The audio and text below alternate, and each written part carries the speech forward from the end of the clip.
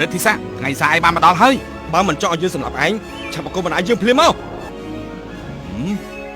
មមីមិនស្គាល់ភ្លើងគឺពួកឯងទេដែលនាំគ្នាមករកសេចក្តីស្លាប់ដោយខ្លួនឯងនោះវេទមន្តមហាអគាររំលាយធា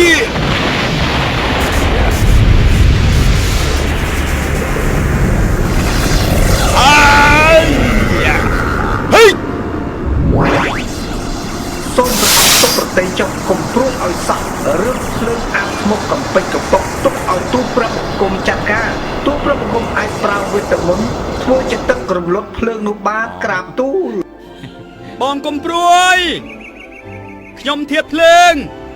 ខ្ញុំមិនស្លាប់ទេខ្ញុំគ្រាន់តែចង់សាកល្បងវិជាសិលជាមួយគេតែប៉ុណ្ណោះ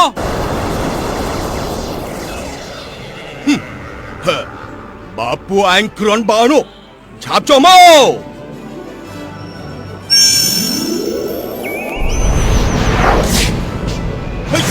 សូមឲ្យមហិទ្ធិឫទ្ធិរបស់ស្ដេចអារ្យមកជួយបង្កើនរដ្ឋាភិបាលដល់យើងខ្ញុំសូមអញ្ជើញមហាគ្រូចម្ពូទេពអារ្យតូចអារ្យធំជួយខ្ញុំឲ្យមានរដ្ឋាភិបាលលោកយាយម្ចាស់ពេលនេះខ្ញុំសូមឲ្យលោកយាយម្ចាស់ចេញមកទប់ទល់ជាមួយក្មេង4នាក់នោះជាមួយនឹងខ្ញុំឥឡូវពួកអា4នាក់នោះនៅឯណាយើងនៅទីនេះ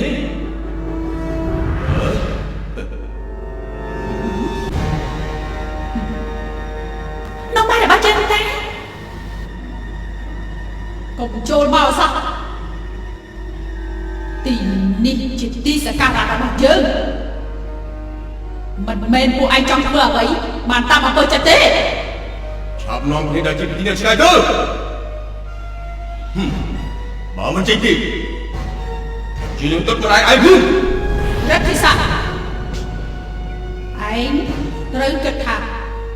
ជីវិតឯងស្ថិតនៅក្នុងខ្លួនរបស់នាងនេះវិញ្ញាណបដូរបេះដូងពេលនេះត្រូវបានគេបដូរទៅក្នុងខ្លួនម្ដាយចាស់ហើយបេះដូងក្នុងខ្លួនម្ដាយរបស់ចាស់នេះគឺជាបេះដូងរបស់រដ្ឋិស័កលាក់ទុកនៅក្នុងនោះទៀតផងខ្ញុំនឹកឃើញហើយអ្នកទាំងអស់គ្នាកុំខ្លាចចូលកំចាត់ពួកវាទៅន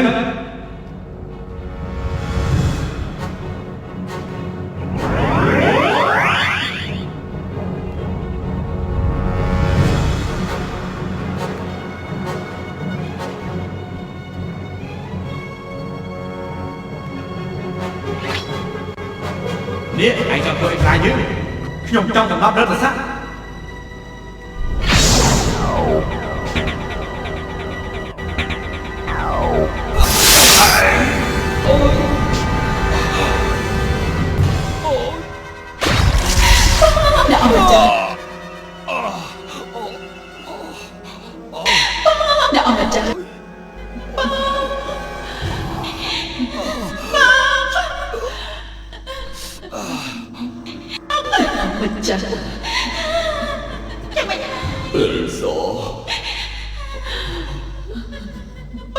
បានរស់នៅជាមួយនឹងកូនទៀតកូន ុំសងសឹកពុកមានអស់សិន ម្ចាស់ ពុកបានធ្វើខុសចំពោះពួកគេព្រោះពុកចង់ឲ្យស្មោះបន្ទៃបងស្រីហើយសោយទៅមានសុខបាន អ្នកអម្ចាស់អ្នកអម្ចាស់អ្នកអម្ចាស់អ្នកអម្ចាស់អ្នកអម្ចាស់អ្នកអម្ចាស់អ្នកអម្ចាស់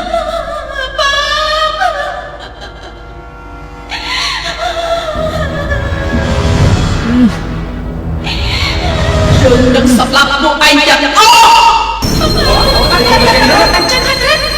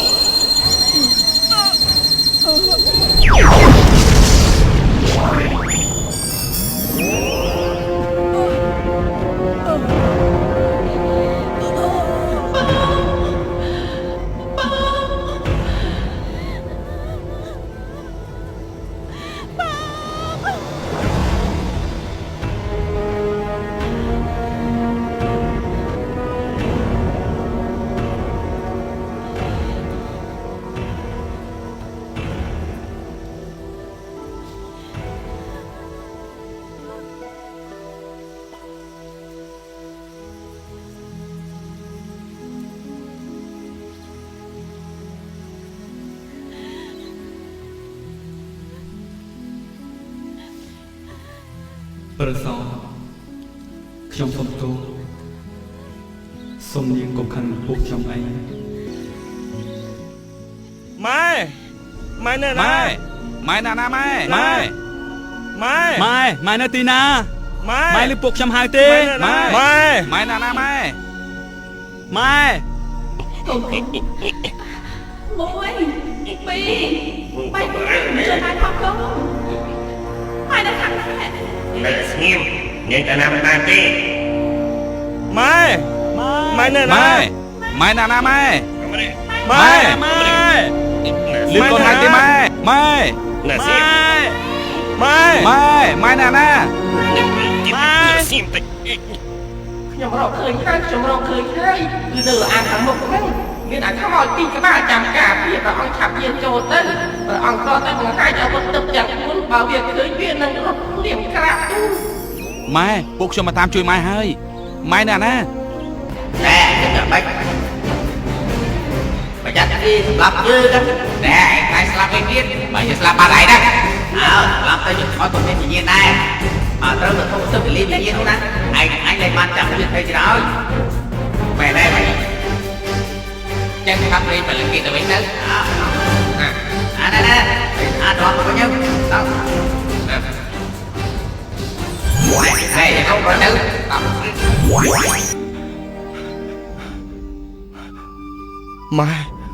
ម៉ែដឹងខ្លួនឡើងម៉ែ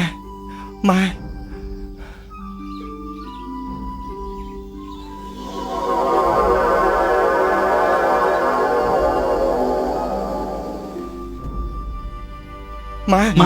ដឹងខ្លួនម៉ែ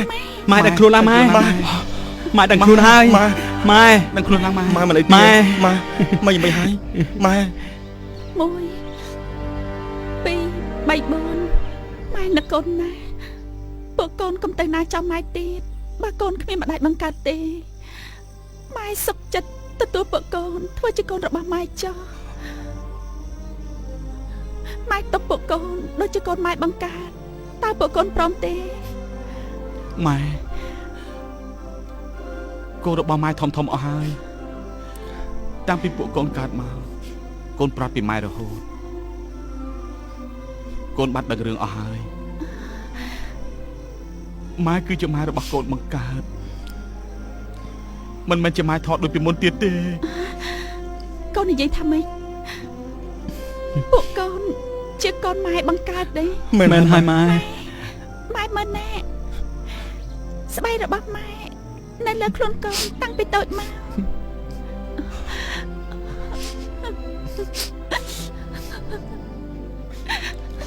កូនម្ដាយថ្ងៃ នេះម្ដាយបានជួបកូនវិញហើយកូនម៉ែ ម៉ែ កូន ម៉ែរបស់កូនម៉ែ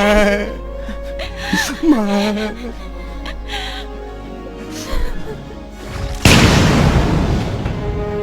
បុទុមីអូនកុំទៅណាឆ្ងាយចោលបងបុទុមីបុទុមីព្រះស្វាមីព្រះស្វាមីព្រះស្វាមីកាត់អីហ្នឹងព្រះស្វាមី នាងជាណា ព្រះស្វាមីខ្ញុំម្ចាស់ជាមហេសីរបស់ព្រះអង្គណា ហ៎ ព្រះស្វាមីខ្ញុំម្ចាស់មិនមែនបតុមមាសទេ សុំមកបតីមិនក៏ថាយើងជាស្វាមីរបស់នាងហេតុអីក៏នាងចូលមកនៅក្នុងដំណើររបស់យើងអញ្ចឹង ព្រះស្វាមី សេនាឆាប់ចាប់នាងសមាបតីភ្លាម ព្រះស្វាមី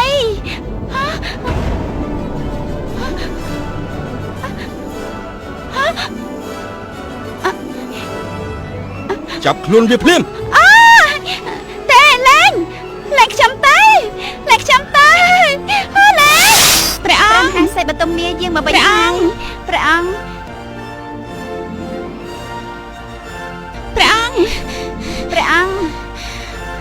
ព្រះមហាសេបតុមាយើងត្រឡប់មកវិញហើយព្រះបងខ្ញុំម្ចាស់ព្រះមហាសេបតុមាយើងមកវិញហើយព្រះម៉ែម្ចាស់ព្រះមហាសេស្ដេចយើងមកវិញហើយព្រះបងហើយមានគ្នាច្រើនទៀតផង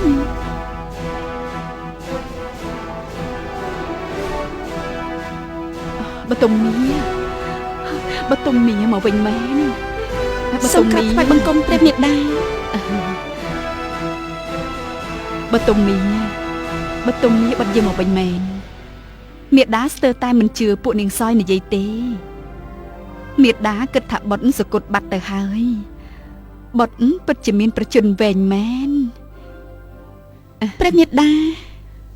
ខ្ញុំម្ចាស់ស្ទើរតែមិនហ៊ានចូលមកទេព្រោះបុតខ្លាចកុំខ្លាចពេលនាងពិនវងដឹងខ្លួនវិញហើយពីមុនត្រូវស្នេហ៍នាងសមាបតីស្អីគេនោះធ្វើឲ្យវង្វេងវង្វាន់អស់ហើយចុះក្មេងៗទាំងអស់នេះជាអ្នកណាទៅបុតព្រះមេម្ចាស់អ្នកទាំង4នេះគឺជាបុតរបស់ខ្ញុំម្ចាស់ហើយព្រះមេដាថាម៉េចបុតរបស់បុតទេព្រះមេពីរអង្គនេះគឺជាទេវតានិងទេវបុត្រដែលថែរក្សាវត្ថុទឹកព្រះអង្គក៏យើងមកជាមួយដែរព្រះមេដា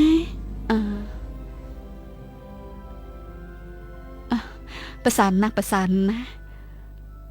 ចៅយាយសង្ហានណាចៅយាយខាងនេះក៏ដូចគ្នាដែរពួកចៅទៅគាល់ព្រះបិតាទៅ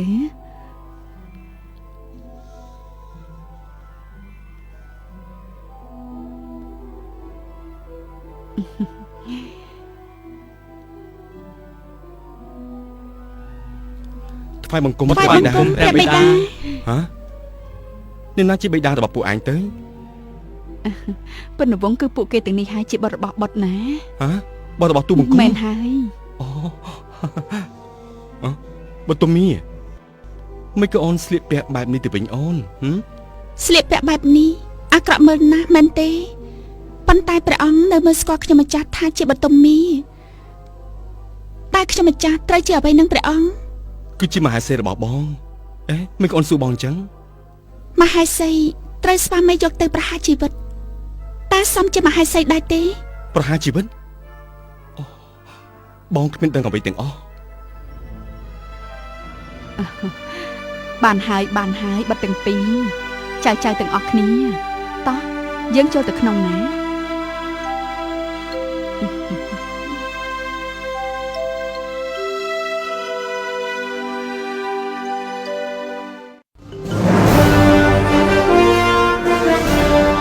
មេកនិនអានដាពួកឯងមានរឿងអីលបាំងយើងប្រាប់យើងភ្លាមមកក្រាបទូលសង្ឃទិបរបស់ព្រះធីតាព្រះមនុស្សលោកបានដណ្ដើមយកទៅបាត់ទៅហើយក្រាបទូលថាម៉េច สั่งตึบตรึกยศบัตรเฮ้ยហើយអីបានជាកញ្ចរីធ្វើប្រហែលបែបនេះ ក្រាបទូលព្រឹទ្ធាចារ្យកញ្ចរីបានប្រគល់សង្ឃទឹកទៅឲ្យគេហើយក្រាបទូល ក្រាបទូលมันពិតទេសាំងទឹកហត់លើដៃគេទេក្រាបទូលมันមិនព្រះធីតាឲ្យតែគេទេក្រាបទូល ពួកឯងឈុំនិយាយបើកញ្ចរីប្រហែលធ្វើឲ្យបាត់បង់សង្ឃទឹកពីឋានីរបស់យើងនេះមែនយើងនឹងដាក់ទោសបុត្រីយើងភ្លាមកញ្ចរីយើងនឹងដាក់បណ្ដាសាឲ្យនាងខ្លាយទៅជាថ្ម 1000 ឆ្នាំ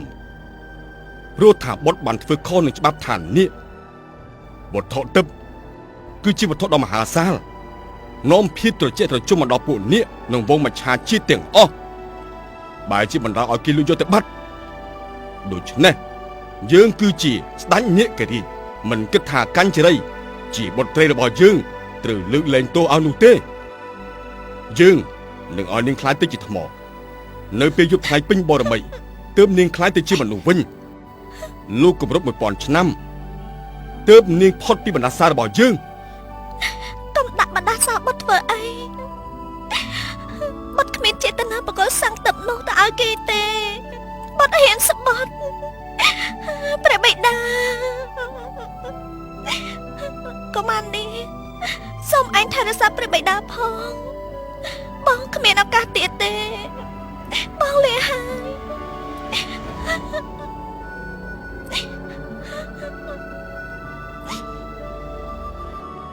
ការពិតម្ចាស់បងកញ្ចរីគ្មានប្រតិយកវត្ថុទឹកនោះទៅឲ្យគេទេក្រាបទូលរឿងនេះបុត្របានរួមដំណើរជាមួយនឹងពួកគេដែរក្រាបទូលមានទាំងទេពធីតាទិព្វសង្ការនិងព្រះរាមរបស់គេទៀតផងរឿងនេះបុត្របានធ្វើដំណើរជាមួយនឹងពួកគេផងដែរម្យ៉ាងទៀតពួកអ្នកទាំង4នាក់នោះគេជាអវតាររបស់ព្រះនារីជាអវតាររបស់ព្រះនារី ត្រូវហើយនៅខាងមនុស្សលោកមានអសន្នពុទ្ធនគរមានឧត្តបាតរុករៀនទើបយើងចាត់ឲ្យវត្ថុទិព្វទាំង4ចុះទៅបង្ក្រាបឧត្តបាតចង្រៃនោះឲ្យមនុស្សលោកដើម្បីបានសេចក្តីសុខរុងរឿងតែគួរឲ្យសោកស្ដាយដែលយើងមកមិនទាន់ពេលព្រោះស្ដេចនាគបានដាក់បណ្ដាសាព្រះទេតាកញ្ចរីផុតទៅហើយកញ្ចរីសូមនាងទទួលយកបណ្ដាសានេះសិនចុះគម្រប់ 1000 ឆ្នាំទោះជានាងទៅកើតនៅទីណាជាតិណាសូមកុំភ្លេចសាងនៅអំពើល្អទី1ត្រូវមានចិត្តសប្បុរសធម៌ទី2ធ្វើបុណ្យនឹងគោរពជាតិសាសនាព្រះមហាក្សត្រទី3កុំកុហកភូតភរកេងប្រវ័ញ្ចទ្រព្យសម្បត្តិអ្នកដទៃនាងនឹងរួចផុតពីកម្មពីបណ្ដាសារបស់បិតានាងជាមិនខានយើងលាហើយ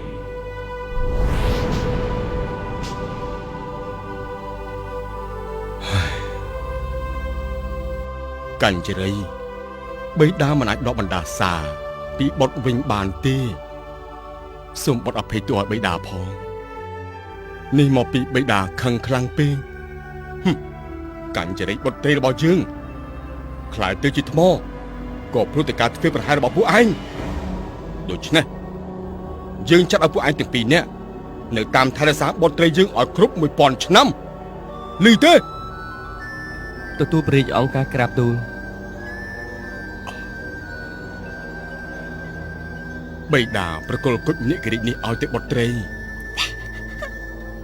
ពេលគម្រប់ 1000 ឆ្នាំបុត្រីនឹងក្លាយមកជាមនុស្សវិញហើយ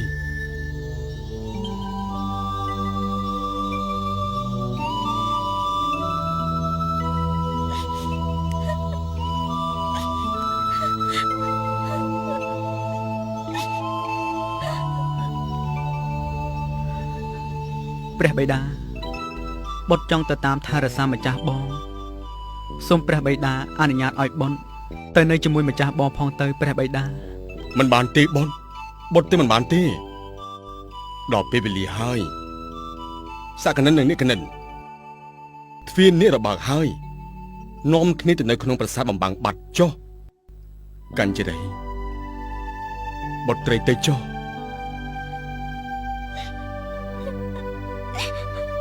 បាត់ថ្វាយបង្គំលាព្រះបិតា ក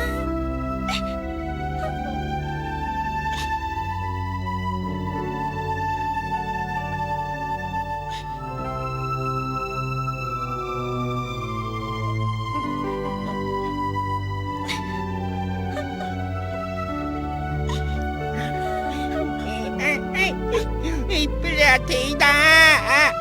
ព្រះធីតាកុំតាណាចោតទូបង្គំអីព្រះធីតាកុំតាណាចោតទូបង្គំព្រះធីតា